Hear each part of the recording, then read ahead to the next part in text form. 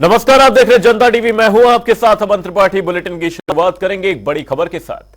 बड़ी खबर, बड़ी जानकारी सीएम सुखविंदर सिंह सुक्खू को लेकर सामने है। सीएम सुखविंदर सिंह सुक्खू दिल्ली मौजूद है। वहीं भारत जोड़ो न्याय यात्रा पर सीएम सुक्खू का बयान सामने आया है। उन्होंने कहा, भारत जोड़ो यात्रा का उद्देश्य सभी को न्याय दिलाना है। 22 जनवरी को कांग्रेस के न जाने पर भी उन्होंने बयान दिया है। उन्होंने कहा, बीजेपी ने जो निमंत्रण दिया उसे बैनर के तले नहीं जाएंगे। बीजेपी नेता निमंत्रण भेजते हैं और फिर राजनीतिकरण करते हैं। हम लोग सुबह उठकर राम की पूजा करते हैं। 22 जनवरी के बाद समय लगेगा तो हम जाएंगे। वहीं राम के दरबार में निमंत्रण की जरूरत नहीं है। सीएम सुक्खू दिल्ली में मौजूद हैं। यहां पर सीएम सुक्खू ने दिल्ली दौरे के दौरान बयान दिया है। सीएम सुक्खू ने भारत जोड़ो न्याय यात्रा पर बयान दिया। साथ ही उन्होंने 22 जनवरी को मिले निमंत्रण को भी बयान दिया है।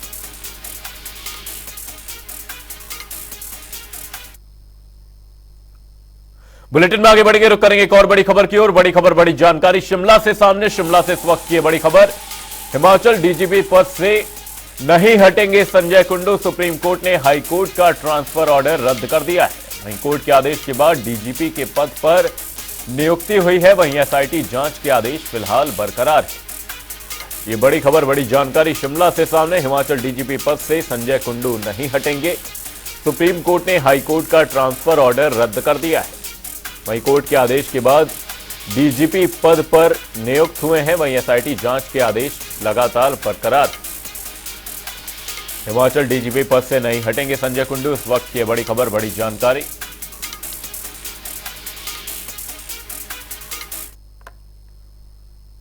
बुलेटिन में आगे बढ़ेंगे, रुक करेंगे एक और बड़ी खबर की ओर। बड़ी खबर, बड़ी जानकारी। जयराम ठाकुर ने सुक्खू सरकार पर तंज कसा है। जयराम ठाकुर ने सुक्खू सरकार पर तंज कसा है। ओपीएस बहाली की मांग को लेकर जयराम ठाकुर ने सीएम सुक्खू पर निशाना साधा। उन्होंने कहा, ओपीएस बहाली का रोना सरकार रो रही है। वहीं बिजली बोर्ड कर्मचारी अभी तक लाभ से वंचित है। वहीं सबसे ज्यादा कर्ज लेने वाली ये वर्तमान सरकार है। साथ ही जयराम ठाकुर ने कहा, हाईकोर्ट में एनजीटी के फैसले पर भी बयान दिया। उन्होंने कहा कि वर्तमान सरकार को सिर्फ श्रेय लेने की आदत है। वहीं सीपीएस मामले पर पूर्व मुख्यमंत्री जयराम ठाकुर ने बयान दिया। उन्होंने कहा कि हाईकोर्ट के फैसले से स्पष्ट संदेश नहीं गया। ये बड़ी खबर, बड़ी जानकारी। जयराम ठाकुर ने सीएम सुक्खू सरकार पर तंज कसा। उन्होंने कहा कि ओपीएस बहाली की मांग को लेकर भी इस दौरान निशाना साधा। उन्होंने कहा कि ओपीएस बहाली का रोना सरकार रो रही है।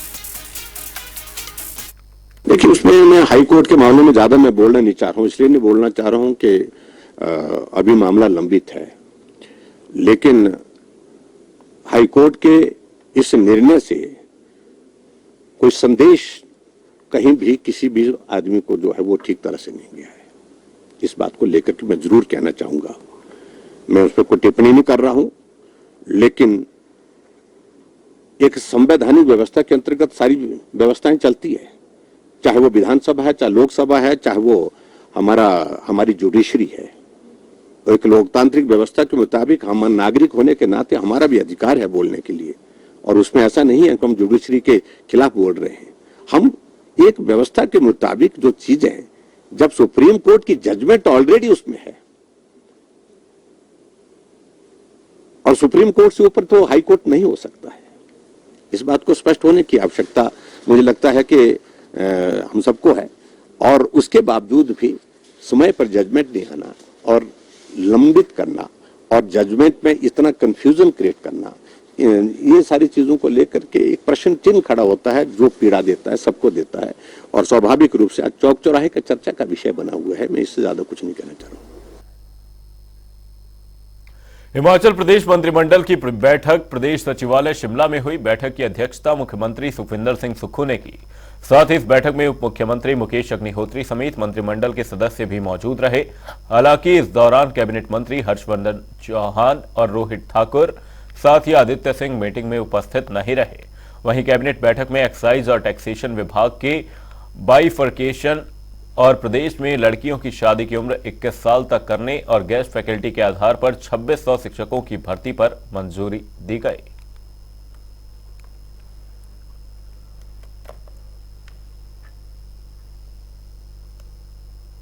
जल शक्ति विभाग में, ये जल शक्ति विभाग में 20 पोस्ट स्वीकृत किए हैं और पीडब्ल्यूडी में 25 पोस्ट।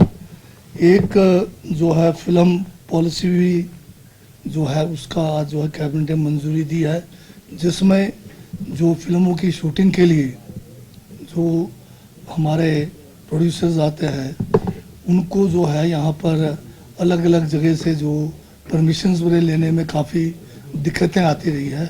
उस बात को ध्यान में रख के अब ये फैसला हुआ है कि डिस्ट्रिक्ट लेवल के जो परमिशंस हैं जो डिप्टी कमिश्नर या एसपी से होते हैं वो 3 दिन के अंदर किए जाएंगे और जो स्टेट लेवल से जो परमिशन है उसका भी 3 दिन का समय निर्धारित किया गया है और अगर 3 दिनों के अंदर नहीं प्राप्त होते हैं तो मतलब डीम टू बी मतलब परमिटेड माना जाएगा। और साथ में जो है फिल्म फेस्टिवल जो हिमाचल के यहाँ पर जो शूटिंग किए जाएंगे, जो उस किस्म के फिल्म्स बनेंगे, उसका एक कोई फिल्म फेस्टिवल भी यहाँ मनाने का जो है फैसला लिया गया है।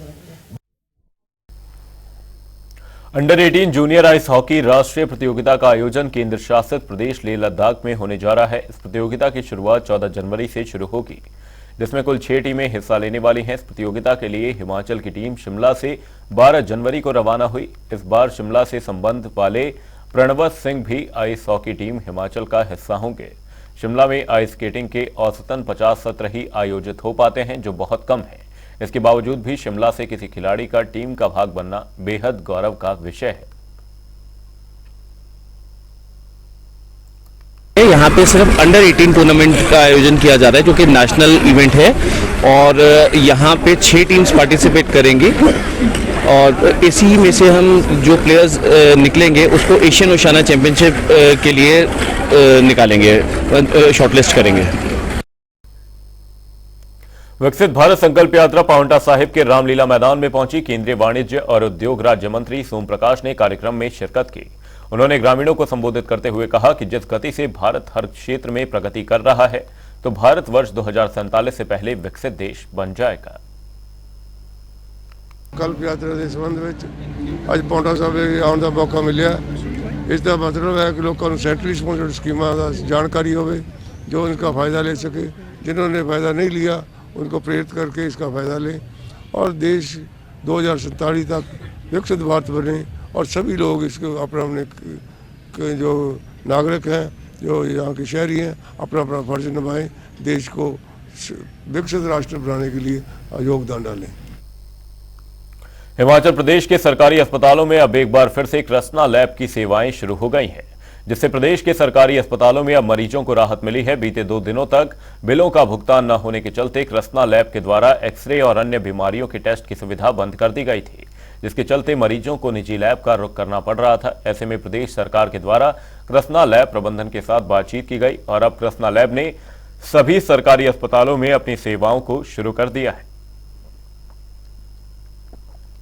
देखिए, आज सुबह लगभग 11 बजे के आसपास हमें इंफॉर्मेशन आती है हमारे हायर अथॉरिटीज से, शिमला से, कि पैथोलॉजी लैब और एक्सरेज दोनों रीस्टार्ट कर दिए जाएं। तो हमें ये निर्देश आए तो हमने कृष्णा को इन्फॉर्म किया और कृष्णा की तरफ से भी हमें मैसेज आया कि हमें भी निर्देश मिल गए हैं दोनों पैथोलॉजी लैब और एक्सरेज को स्टार्ट करने के लिए। पुलिस मुख्यालय हिमाचल प्रदेश की ओर से ट्रैफिक वॉलंटियर योजना शुरू की गई, जिसके तहत बद्दी पुलिस में पायलट आधार पर मुफ्त ट्रैफिक वॉलंटियर नियुक्त किए जाएंगे। इस योजना के तहत राज्य में 18 वर्ष से अधिक आयु के स्वैच्छिक लोगों को नियुक्त किया जाएगा और इस योजना से जुड़ने के लिए इच्छुक व्यक्ति 31 जनवरी 2024 तक अपने नजदीकी पुलिस स्टेशन में अपना आवेदन जमा करवा सकते हैं। आगाज़ के साथ हम प्रयास ये है बीबीएन पुलिस का कि ट्रैफिक लोगों को कम से कम प्रॉब्लम्स आए। 2 NH का काम चल रहा है और कुछ कॉजवेज में भी NH अपना काम कर रहा है, बट क्योंकि अब PHQ की एक स्कीम आई है जिसमें ट्रैफिक वॉलंटियर्स बद्दी पुलिस अपने साथ रखेगी। हमने हर थाना क्षेत्र में थाना अधिकारियों को बोला है कि वो अपने वहाँ से चयनित करें और एक स्क्रीनिंग कमेटी जो यहाँ पे DSP साहब की अध्यक्षता में होगी जो उसको फाइनलाइज करें। आई एम श्योर आने वाले समय में ट्रैफिक वॉलंटियर्स हमारे युवा हमारे साथ जुड़ेंगे और हम बेहतर ट्रैफिक व्यवस्था बीबीएन क्षेत्र में दे पाएंगे। हिमाचल प्रदेश के ऊना में पुलिस और स्वास्थ्य विभाग की टीमों ने एक फर्जी डॉक्टर के ठिकानों से प्रतिबंधित दवाओं का भारी जखीरा बरामद किया है।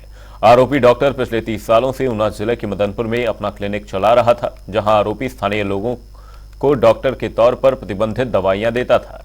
फिलहाल पुलिस ने मामला दर्ज कर आगामी कार्रवाई शुरू कर दी है। हमें एक न्यूज़ चैनल के स्टिंग ऑपरेशन के माध्यम से मालूम हुआ था कि एक व्यक्ति जो है वो नकली दवाइयों का कारोबार यहाँ पे, अवैध कारोबार यहाँ पे करता है बसोली नामक स्थान पे। तो जैसे ही हमें सूचना मिली तो हमने SHO की अगुवाई में एक टीम बना के यहाँ पे मौका पे भेजी है, और इसके साथ साथ हमने यहाँ के जो ड्रग इंस्पेक्टर्स हैं उनकी टीम यहाँ पे मौके पे आई है, और अभी हमारे सर्च ऑपरेशन यहाँ पे जारी हैं। और हमें मौका से कुछ प्रतिबंधित दवाइयों के रैपर और जले हुए भी मिले हैं, और कुछ और रैपर भी हमें यहाँ पे मिले हैं, और अभी सर्च ऑपरेशन जो है अभी जारी है, और इसमें आगामी जो भी कानून के प्रावधानों के अनुसार कार्रवाई होगी, सख्त से सख्त कार्रवाई की जाएगी। नालागढ़ के बद्दी में किसान रेलवे विभाग के खिलाफ प्रदर्शन कर रहे हैं, जिस वजह से किसानों ने एकत्रित होकर केंद्र सरकार और रेलवे विभाग के खिलाफ जमकर नारेबाजी की और रोष व्यक्त किया। और धरना प्रदर्शन में किसानों के समर्थन में CPS रामकुमार चौधरी भी शामिल हुए। उन्होंने कहा कि सरकार के आश्वासन के बाद किसानों ने 4 महीने के लिए धरना स्थगित कर दिया है, लेकिन अगर 4 महीने बाद भी उनकी मांगे और तय मुआवजा राशि नहीं दी गई तो वे उग्र आंदोलन करने को मजबूर होंगे।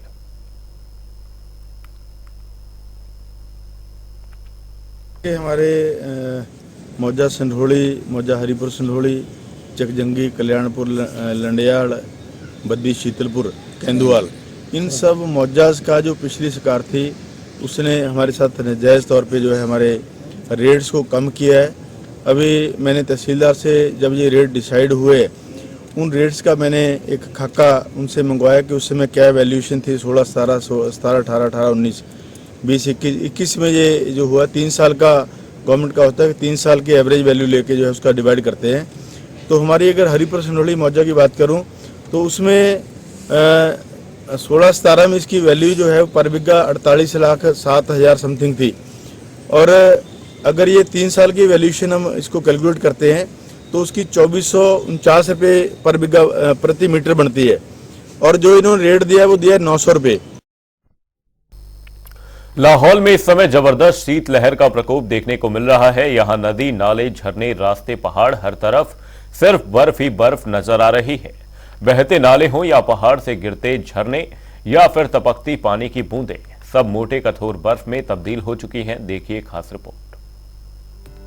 हिमाचल प्रदेश में लगातार तापमान गिरने से ठंड बढ़ती जा रही है, तो वहीं हिमाचल के जनजातीय जिले लाहौल स्पीति में भी कड़ाके की ठंड अपना कहर बरपा रही है। ये तस्वीर हर किसी को जन्नत से कम नजर नहीं आएगी, लेकिन यहाँ सर्दी का सितम शुरू हो गया है।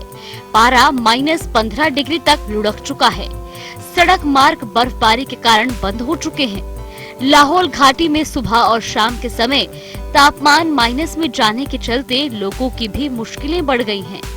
हालांकि दोपहर के समय धूप खिलने से लोगों को थोड़ी राहत मिलती है, लेकिन सुबह और शाम कड़ाके की ठंड के चलते लोग अपने घरों में ही दुबकने को मजबूर हो गए हैं। घाटी में पड़ रही भीषण ठंड से प्राकृतिक पेयजल स्रोत भी जम गए हैं। जिले की सारी पानी की पाइप जम चुकी हैं, जिसके चलते अब पानी का संकट गहराने लगा है। इस बार लाहौल स्पीति में बर्फबारी अभी तक नहीं हुई है। हालांकि अमूमन जो है इस वक्त तक 2-2.5 फुट तक बर्फबारी पड़ जाती थी। बर्फबारी नहीं पड़ने से इस बार बहुत खुश्क ठंड, कड़ाके की ठंड लाहौल में है। इस कारण जो है टॉयलेट्स हो गए, नलके, झरने सब जम गए हैं। ठंड के कारण हम लोगों को मतलब बाहर निकलने में बड़ी दिक्कत हो रही है। दिन के समय धूप में भी तपिश बहुत कम है।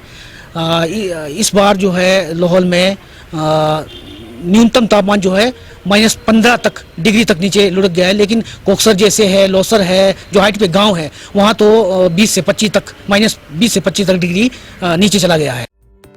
लाहौल के जिला मुख्यालय केलांग में तापमान -9 से -10 डिग्री तक जा रहा है, जबकि ऊपरी इलाकों का तो और बुरा हाल है। लाहौल के कई ऊपरी इलाकों में तापमान -15 से -20 डिग्री पहुंच रहा है। हालांकि दिन के समय धूप खिलने के बाद तापमान में थोड़ी बढ़ोतरी होती है, लेकिन दिन भर चलने वाली सर्द हवाओं से लोगों की मुश्किलें बढ़ जाती हैं।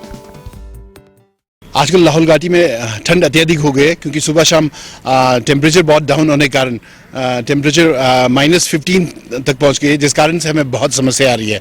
सुबह देखें तो धूप बहुत लेट निकलती है और बहुत तेज़ हवा चलती है, जिस कारण से जो हमारे वाटर के जो पाइपलाइंस है, वो जो प्राकृतिक जो जल स्रोत है वो भी सूखने लगी है, जिस कारण से मवेशियों के साथ साथ लोगों को भी पानी की बहुत दिक्कत आ रही है और ठंड बहुत ज़्यादा बढ़ गई है। सुबह शाम की बात करें तो क्योंकि बर्फबारी हुई नहीं है, जिस कारण से ठंड अत्यधिक हो गई है। लाहौल में बहने वाली चंद्रभागा नदी भी कई स्थानों पर जम गई है। इसके अलावा लाहौल में कई छोटे बड़े नाले और झरने भी जम चुके हैं। माइनस तापमान के चलते सड़कों पर पानी जम गया है, जिससे लोग एक जगह से दूसरी जगह भी नहीं जा पा रहे। सारी सड़कें बर्फ से शीशे की तरह जम गई हैं। ऐसे में सड़क पर वाहनों का चलना खतरे से खाली नहीं है। हालांकि अभी लाहौल में बर्फ नहीं पड़ी है और अभी से ही लोगों को काफी परेशानियों का सामना करना पड़ रहा है।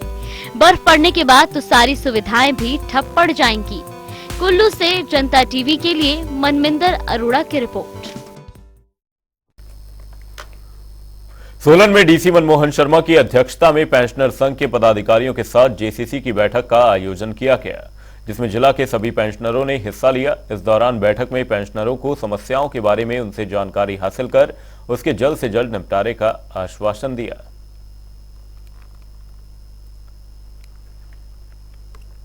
पेंशनर संघ के साथ बैठक थी, वो काफी विलंब के बाद हुई है और इसमें मुख्यतः जो उनके खासकर जो विभिन्न कार्यालयों में लंबित मुद्दे हैं और उनके सेवा संबंधित कई मामले हैं और मेडिकल रिइंबर्समेंट बिल्स हैं और कई अन्य जो पे फिक्सेशन और पेंशन का जो रिवीजन होना है, उन सारी चीज़ों के बारे में उन्होंने मुद्दे उठाए थे। कुछ मुद्दे हमारे लोकल कार्यालय, जो हमारे जिला स्तर के कार्यालय, उनके स्तर के जिन पे कार्य करना है, जिन पे निवारण उनका किया जा सकता है और कई मुद्दे जो है राज्य सरकार से संबंधित हैं। उसमें आज हमारी बड़ी अच्छी चर्चा हुई है। सभी जो पदाधिकारी उपस्थित थे उन्होंने बड़े अच्छे तरीके से अपना पक्ष रखा है। हमने भी सभी अधिकारियों को, सभी कार्यालयों को यह आदेश दिए हैं कि उनकी जो मांगे हैं उन पे आप विचार करें। जो केसेस राज्य सरकार को भेजने हैं उन्हें समय रहते भेज दें। बिलासपुर की ऊंची पहाड़ी पर स्थित माता श्री नैना देवी के दरबार में आज कल सुबह और शाम के समय पंजाब पूरी तरह से धुंध की आगोश में समाया हुआ नजर आता है।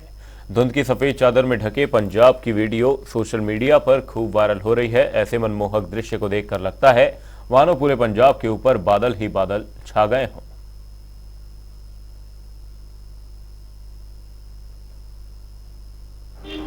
इस टाइम पूरी तरह धूप खिली हुई है।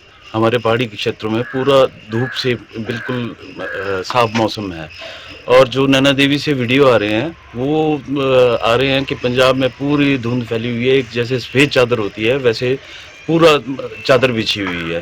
तो हिमाचल में मौसम इस टाइम अच्छा है और ये जो फोटोज़ आ रहे हैं, नैना देवी से वीडियोज़ आ रहे हैं, ये बहुत अच्छे हैं। देश भर में युवाओं को रोजगार से जोड़ने के लिए स्वदेशी जागरण मंच द्वारा कार्यक्रम आयोजित किए जाएंगे। इसी के चलते ढालपुर में स्वामी विवेकानंद की जयंती पर युवाओं को स्वरोजगार से जोड़ने के बारे में जागरूक किया गया और साथ ही स्वदेशी जागरण मंच व सेवा भारती संस्था ने सरवरी से लेकर ढालपुर तक रैली भी निकाली।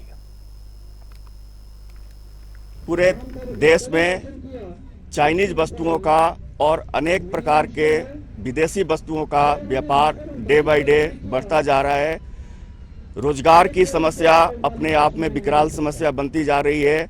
स्वरोजगार की कोई व्यवस्था ठीक से दिख नहीं रही है।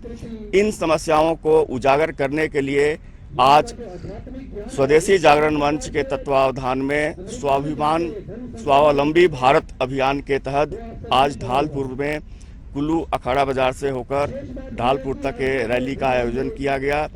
इसमें युवाओं को जागृत करना, समाज को जागृत करना, स्वावलंबी भारत की ओर कदम बढ़ाना, ये इस कार्यक्रम का उद्देश्य रहने वाला है।